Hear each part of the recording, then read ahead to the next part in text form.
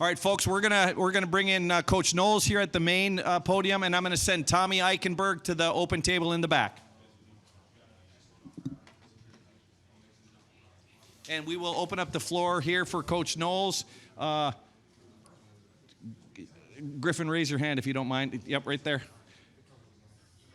Griffin Strom, 11 Warriors. Yeah, Coach, the impact of just so many big plays, obviously the 6 turnovers, turning them over on downs as well a few times, I think 5 or 6 sacks, something like that.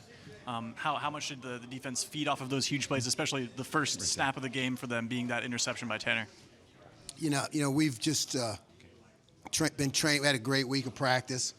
I thought the guys were fresh, they were fast and opportunistic, and we've been training for this, and that's what I tell them. It's one series at a time, and we expect these good things to happen by the way we've trained and we played, and I think and I know it has a great effect on the whole team. And everybody feels confident when the defense is playing well, and the turnovers, they help a lot, in terms of field position and in winning the ball game. Over here to the right, Nathan Baird, Cleveland.com. Zach Harrison's a guy who has, throughout his career, really performed a pretty high baseline of success, if not necessarily that elite play, however you want to define that. How have you seen him progress over just the time you've been here? Because it seems like he is starting to trend towards something better. Yeah, from the first time I got to be around Zach, I knew that in my mind he was an elite player. He has great speed, tremendous arm length and the ability to lock out blockers, and his pass rush is really, he has some distinct moves that he uses, so I did not look much at last year when I got here, really just tried to get a feel for the guys as they were, and Zach has been performing, every week on tape, so it's good to see him, starting to get make more plays and get the recognition, but I think he's elite. Over here to the right, Bill Rabinowitz, Columbus Dispatch. Hi, Jim. Obviously, Iowa's offense has struggled, but what did you see today that is most encouraging? What did you like the most from what you saw today?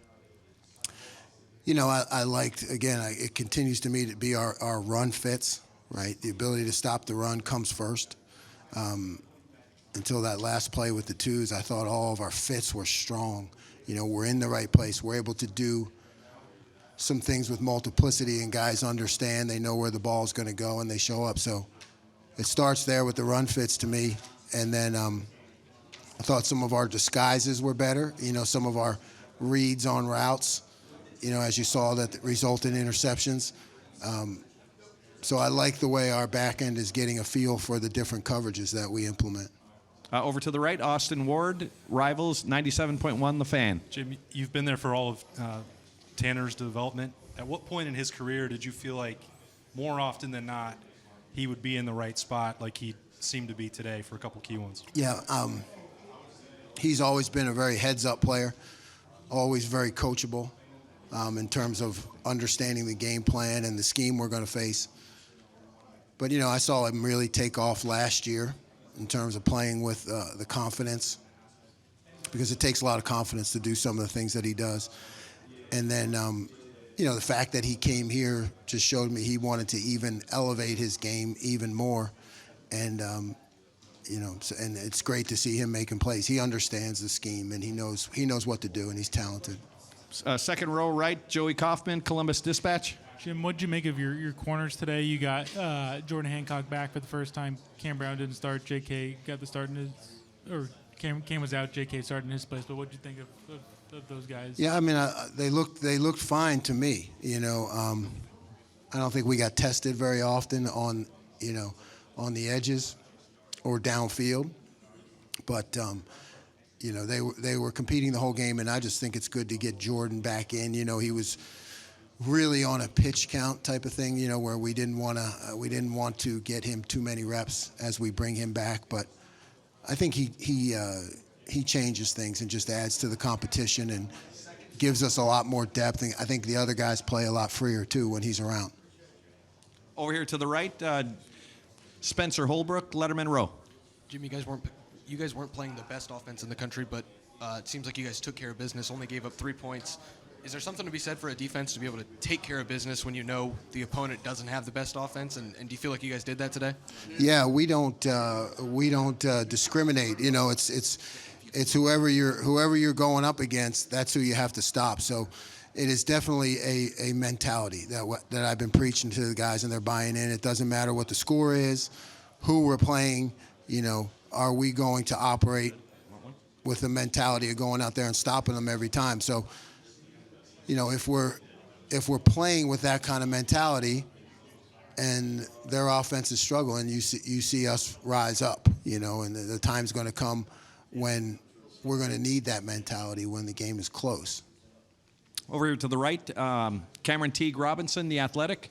Jim, I apologize if you've been asked this, but it seemed like you played 3 linebackers at times, maybe a little more today than you did in the past. Just thoughts on why that was, and then how you thought Cody Simon played as that third linebacker for you guys. Yeah, I thought Cody did very well. You know, we've been planning for this. You know, we have to morph the defense when it gets into big personnel and multiple tight ends and fullbacks.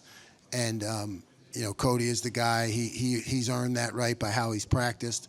It was good to see him get a significant role because I think he can add a lot to the defense when we face those kind of teams. And final questions for Coach Knowles, front row right here. Tim May, Letterman row on 3. Hut. Hey, Coach Knowles, how good do you feel for like Tanner McAllister? He follows you from Oklahoma State to here.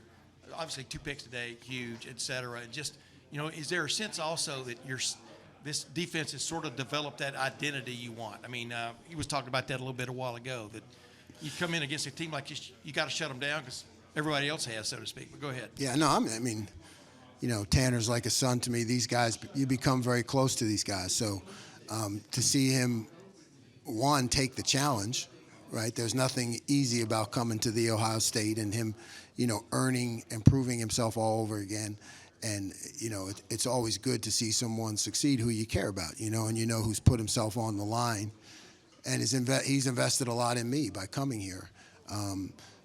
Yeah, and you know, like you said, the identity, the mentality of getting stops, third down, not giving up explosive plays, getting negative yardage plays, being aggressive.